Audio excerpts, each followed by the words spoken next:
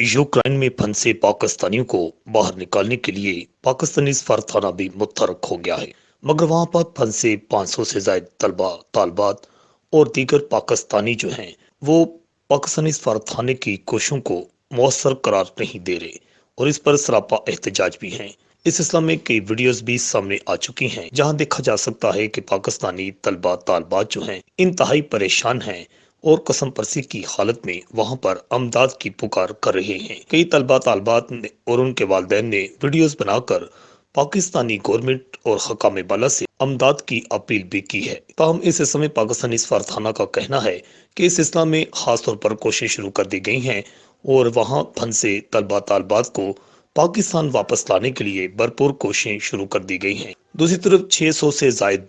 और हजारों जो पाकिस्तानी हैं इस सिलसिले में उनकी वापसी का तमाम तर इंतजाम मुकम्मल किए जा रहे हैं।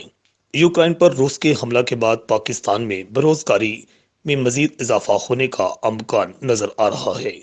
कि यूक्रेन में वहां पर रोजगार के लिए जाने वाले पाकिस्तानी बड़ी तादाद में वापस पहुंचेंगे तो यहाँ पर बेरोजगारी का एक नया सिलसिला शुरू हो जाएगा, जबकि जो तलबा तालबात वहां पर पढ़ाई कर रहे थे उनका मुस्तकबिल भी तबाह होता हुआ दिखाई दे रहा है। रिपोर्ट अल हिजाज न्यूज।